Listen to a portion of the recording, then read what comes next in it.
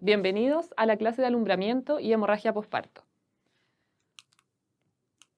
Hoy hablaremos de las distintas etapas del trabajo de parto, enfocándonos principalmente en el alumbramiento, cómo se define y cómo se maneja.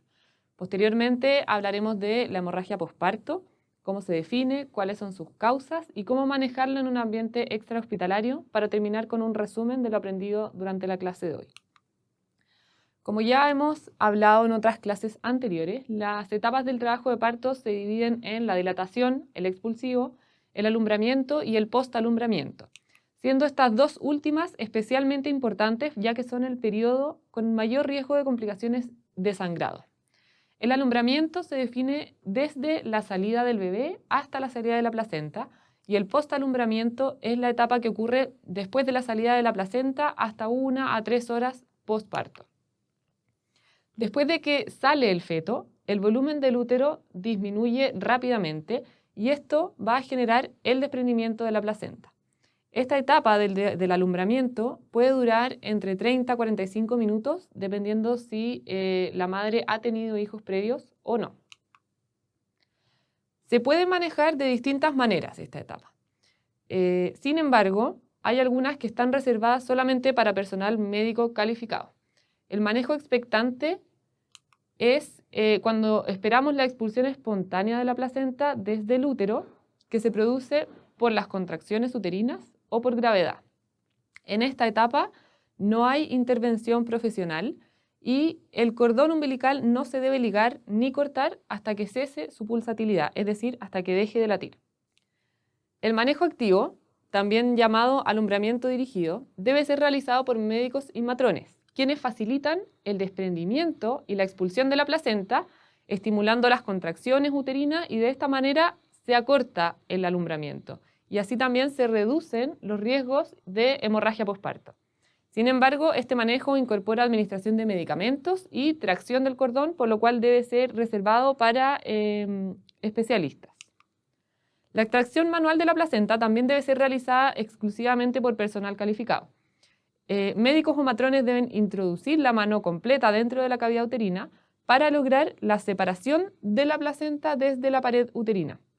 Sin embargo, este es un procedimiento que es doloroso, que en general no produce ningún beneficio, por lo cual no se debe practicar de manera rutinaria y solamente se debe reservar para casos excepcionales. Podemos concluir de lo anterior que el manejo expectante es el manejo de elección en un ambiente extrahospitalario. La hemorragia posparto es una de las principales causas de mortalidad materna a nivel mundial. Ocurre en un 3 a un 5% del total de los partos y se ha definido clásicamente como una hemorragia genital que se produce en las primeras 24 horas postparto, que es mayor a 500 cc cuando es un parto vaginal o mayor a 1000 cc cuando es una cesárea. Sin embargo, esta definición a veces puede ser un poco engorrosa y se ha definido clínicamente como cualquier hemorragia genital postparto que sea anormal, ya sea en cantidad o duración, y que tenga la potencialidad de producir inestabilidad hemodinámica de la madre. ¿Cómo podemos identificar una hemorragia posparto? Primero, con un sangrado abundante, es decir, la madre sangra más de lo esperado, que serían estos 500 cc en un parto vaginal, y hay un flujo excesivo o continuo de sangre que no deja de fluir. Otra característica es que la madre puede entrar en shock. Podemos ver a la madre pálida, sudorosa, confundida, con el pulso acelerado o la presión arterial baja. Por último, si la madre presenta dolor abdominal muy intenso o hinchazón o distensión abdominal, también podríamos estar frente a una hemorragia posparto, ya que en algunos casos, si la hemorragia es interna, puede haber aumento del volumen abdominal y dolor. Las causas de la hemorragia posparto se han agrupado bajo las 4T, que son el tono uterino, el trauma, el tejido y la trombina. El tono uterino se refiere a la inercia uterina y esa es la principal causa. Ocurre en un 70% de los casos de hemorragia posparto. La inercia uterina se define como la imposibilidad del útero de contraerse de manera adecuada y por lo tanto, al no contraerse, no se comprimen los vasos sanguíneos y se mantiene sangrando.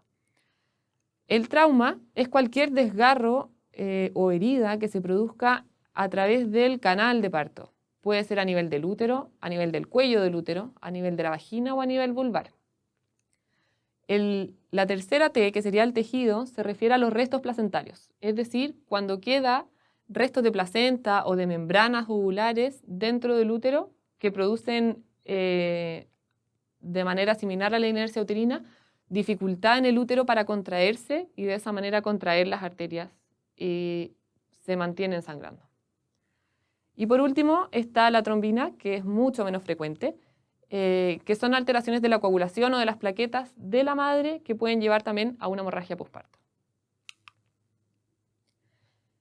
¿Cómo debemos manejar la hemorragia posparto en un ambiente extrahospitalario? Lo primero es mantener la calma.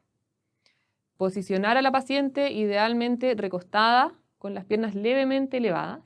Se le puede hacer un masaje abdominal y comprimir las heridas visibles o los puntos que estén sangrando. Es ideal controlar los signos vitales para ver si es que está con la frecuencia cardíaca muy acelerada o la presión arterial baja o la temperatura corporal muy baja. Debemos mantener la temperatura materna, así como también la del recién nacido. La madre, en el contexto de la hemorragia posparto, puede presentar hipotermia y debemos evitar ese escenario. Y por último, evitar administrar líquidos o medicamentos si no tenemos autorización médica o si no tenemos conocimiento al respecto. Ahora, ¿qué hacer si aún así el sangrado es activo, es persistente? Primero, verificar si ya salió la placenta. Si la placenta aún no ha salido y el cordón ya no está palpitando, podemos ligar y cortar el cordón. ¿Cómo se hace esto? Amarramos en dos lugares diferentes del cordón, con un hilo firme, por ejemplo, y cortamos con tijera entre ambos puntos. Luego, chequear que no sangre el cordón que queda con el recién nacido. Posteriormente, traccionar suavemente el cordón que queda con la madre y hacer un pequeño masaje uterino para ver si de esa forma logramos que se desprenda la placenta. Si aún así persiste el sangrado activo, debemos continuar con el masaje abdominal y poner un paño o una compresa a nivel vaginal. Entre medio de todo esto, debemos siempre estar en contacto con el personal médico, activar un traslado a un centro hospitalario y si eventualmente en el lugar existiera alguien que está capacitado, instalar una vía venosa con un teflón 16 y administrar 1 litro de suero fisiológico o de Ringer. Acá hay dos imágenes donde podemos ver la ligadura y el corte del cordón. Lo importante es que primero se debe ligar y después se debe cortar. En la imagen de la izquierda vemos ligaduras con puntos y cortar ahí entre medio. Y en la imagen de la derecha vemos ligaduras con clamps. Hay unos clamps especiales para ligar el cordón que son muy útiles porque no hay que hacer nudo y son más fáciles de instalar. En resumen, lo importante es en la etapa del alumbramiento estar atentos a que puede ocurrir una hemorragia posparto que es una emergencia. Debemos saber reconocerla. ¿Y cómo la reconocemos? Como un sangrado excesivo o como signos de shock en la madre. Debemos posicionar a la madre de manera correcta, acostada y con las piernas levemente elevadas.